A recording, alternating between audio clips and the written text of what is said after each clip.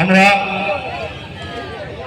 সকলে গর্বিত আনন্দিত আমাদের মধ্যে ইন্ডিয়ান সেকুলার ফ্রন্টের মনোনীত প্রার্থী পীরজাদা মোহাম্মদ নওশাদ সিদ্দিকী ভাইজানকে পেয়ে এখন আমরা তাকে ব্যাস উত্তরীয় করিয়ে বরণ করে নেব। ভাইজানকে ব্যাস করিয়ে বরণ করে নিচ্ছেন মোহাম্মদ কুতুবউদ্দিন মোল্লা। সকলে একটু জোরে করতালি দিয়ে অভিনন্দন জানাই, জোরে। এরপরে ভাইজানকে উত্তরীয় করে বরণ করে নিচ্ছেন আমাদের জাহাঙ্গীর ভাই। সকলে একটু জোরে করতালি। এরপরে আমাদের অঞ্চল সভাপতি মোহাম্মদ আবুল ফরাহ ভাইকে ব্যাস উত্তরীয় করে বরণ করে নিচ্ছেন মোহাম্মদ আব্বাস আলী মোল্লা।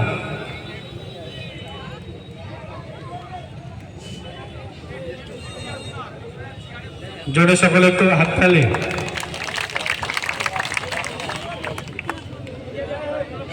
এই সাইডটা আপনারা একটু এদিকে সরে যান, রাস্তার দিকটা একটু চেপে চলুন।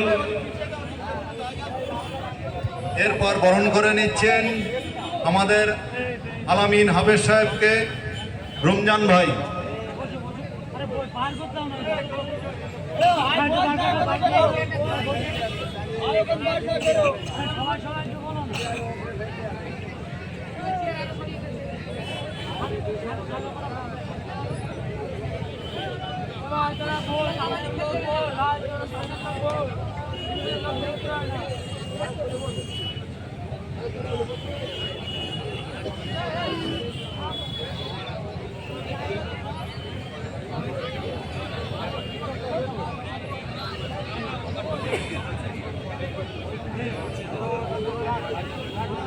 রাজিবুল ভাইকে স্টেজে আসার জন্য বলা হচ্ছে।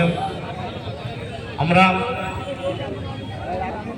আমাদের ভগবানপুর অঞ্চলের বিরোধী দলনেতা মোহাম্মদ রাজিবুল মোল্লা স্টেজে আসার জন্য বলা হচ্ছে।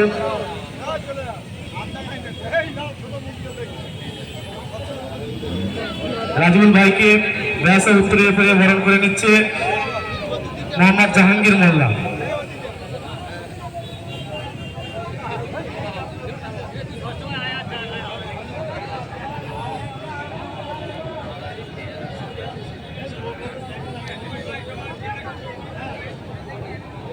সকলে একটু করতালি দিয়ে তাকে অভিনন্দন জানাই।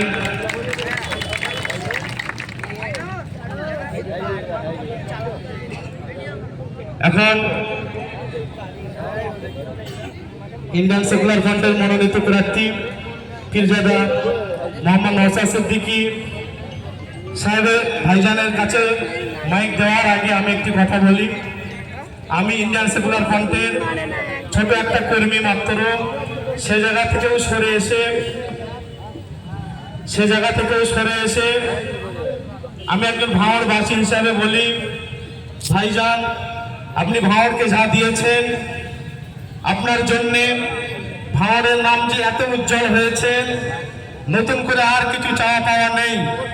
আপনি ভাঙড়বাসীর পক্ষ থেকে ভাঙড়বাসীর ভোট নিয়ে যেভাবে আপনি বিধানসভার ভিতরে এবং বিধানসভার বাইরে যেভাবে আপনি লড়ে গেছেন, আজকের ভাঙড় শুধু একটা এলাকার নাম নয়, আজকের ভাঙড় শুধু একটা মানচিত্রের নাম নয়, আজকের ভাঙড় শুধু একটা সীমানার নাম নয়, বরং ভাইজান আপনি ভাঙড়কে এমন বানিয়ে দিয়েছেন, ভাঙড় মানে এক ভাবনা, ভাঙড় মানে এক সাহস, ভাঙড় মানে উঠে দাঁড়ানো, ভাঙড় মানে প্রতিবাদ। তাই তো আজকে দেওয়াঙ্গায় শুনতে পাই ভাঙড় 2 করতে চাই আমরা, হাওড়ায় শুনতে চাই ভাঙড় 2 করতে চাই আমরা। এভাবে চলতে চলতে 2026-এর পরে গোটা পশ্চিম বাংলা ভাঙড় মডেলে চলবে। আপনি ভাঙড়ের মানুষকে বোঝাতে সক্ষম হয়েছেন আসলে রাজনীতিটা কি। আপনি দীর্ঘ 5 বছর ধরে মানুষের সঙ্গে মিশে বোঝাতে সক্ষম হয়েছেন স্বচ্ছ রাজনীতি কিভাবে করতে হয়। আপনি ভাঙড়ের মানুষকে এই শিক্ষা দিয়েছেন কিভাবে আইনকে মান্যতা দিতে হয়, কিভাবে সংবিধানকে উপরে শ্রদ্ধাশীল হতে হয়। আপনি আমাদেরকে শিক্ষা দিয়েছেন রাজনীতি কোনো গুন্ডা মুস্তানের জন্য নয়, রাজনীতিটা ভালো মানুষের জন্য, এই শিক্ষা বিধায়ক নওশাদ সিদ্দিকী সাহেব আমাদেরকে দিয়েছেন। তাই এখনো পর্যন্ত যারা রাজনীতির নামে গুন্ডামি মাস্তানি করছেন, বিশেষ করে ভগবানপুর অঞ্চলে, আমরা আপনাদের সম্পর্কে পরিষ্কার কথা বলতে চাই। ভাইজান ভাঙড়ের মানুষকে জাগিয়ে তুলেছে, ভাইজান ভাঙড়ের মানুষকে সজাগ করেছেন। আমরা স্পষ্ট করে বলতে চাই, আপনাদের দিন ফুরাচ্ছে, আইন আপনার দরজায় কড়া নাড়বে, কেউ বাঁচাতে পারবে না ভাইজান। আর আজকের দেওয়াল লেপনকে কেন্দ্র করে বেশ কয়েকটা জায়গায় দেওয়াল মুছে দিয়ে গণতন্ত্রের উপরে আঘাত এনেছেন। আমি তাদেরকে বলতে চাই, আইএসএফ নামটা আপনারা মুছে দিতে পারেন, ভাইজানের নামটা আপনারা মুছে দিতে পারেন, লক্ষ লক্ষ মানুষের হৃদয় থেকে ভাইজানের নামটা আপনারা মুছতে পারবেন না। আমরা পরিষ্কার করে বলছি, আমরা যারা ভাইজানকে ভালোবাসি, আমরা এই হিম্মত রাখি, হাজার মানুষের মধ্যে 999 জন মানুষকে যদি আপনারা গুলি করে মেরে দেন, একজন মানুষ যদি দাঁড়িয়ে থাকে, একজন মানুষও তখনও দীপ্ত কণ্ঠে বলবে ভাইজান জিন্দাবাদ, ভাইজান জিন্দাবাদ। এই সৎসাহস আমরা রাখি, কারণ তানার জন্য আজকের ভাঙড় যে সম্মানিত হয়েছেন, ভাঙড়ের নাম যে উজ্জ্বল হয়েছেন। আমরা চাই আপনি আগামী 5 বছরের জন্য নয়, যুগ যুগ ধরে আমাদের মধ্যে থাকুন।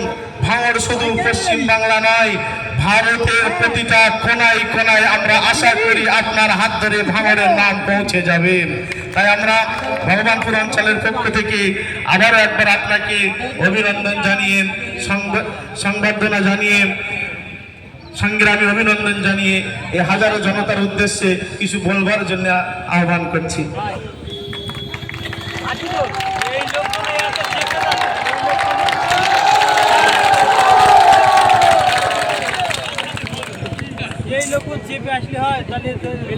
ভাই আপনারা একটু সরে আসেন, যারা বসে আছে তাদের অসুবিধা মাঠ বড় দেখা যাবে।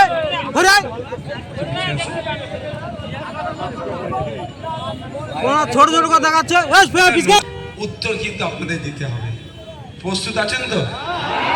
সত্য উত্তর দেবেন। আমাকে খুশি করার জন্য মিথ্যা কথা বলবেন না।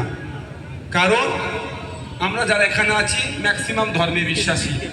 কেউ হিন্দু ধর্ম হতে পারে, কেউ মুসলিম ধর্ম হতে পারে, বা কেউ ধর্ম মানে না, হয়তো এখানে কয়েক মানুষ আছে, এরকম থাকতে পারে। তাহলে আমাদের প্রত্যেকের ধর্মীয় বিশ্বাস কি? অসত্য কথা বললে, কেউ ভগবান বলে, কেউ আল্লাহ বলে, তাকে কিন্তু জবাব দিতে হবে। প্রথম বলুন, আপনারা যে হেভি সংখ্যায় মানুষ উপস্থিত হয়েছে, কাউকে বাইকের তেলের টাকা দিয়ে নিয়ে আসা হয়েছে? কাউকে কোনো অফার দিয়ে নিয়ে আসা হয়েছে?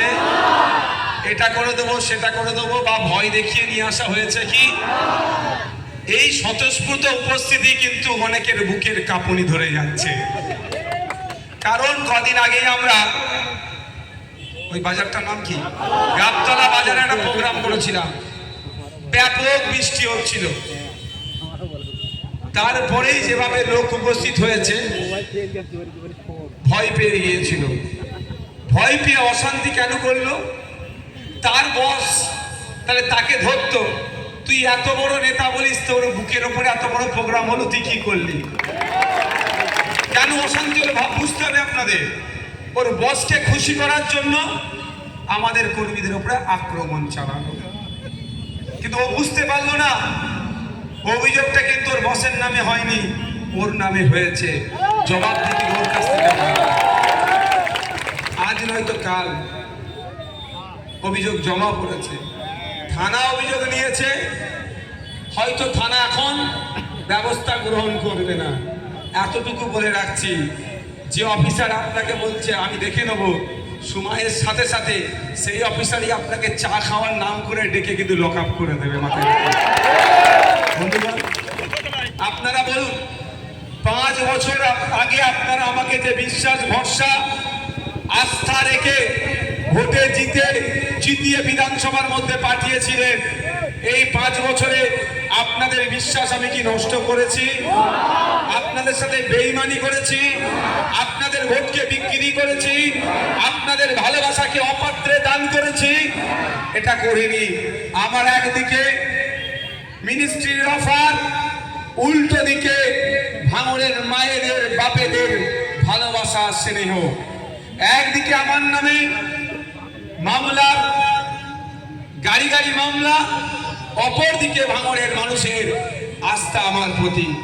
বারবার আমি ভাঙড়ের মানুষের এই ভালোবাসা আস্থার কাছে আমি পরাজিত হয়েছি, আর আগামী দিনেও পরাজিত হব। কারণ আমি বেইমানি করে মানুষের রায়ের বিরুদ্ধে গিয়ে আমি মন্ত্রিত্ব, টাকা পয়সা আমার কাছে তুচ্ছ, তার থেকে বড় ভালো হচ্ছে ভাঙড়ের মানুষের এই ভালোবাসা আমার কাছে অনেক বড়।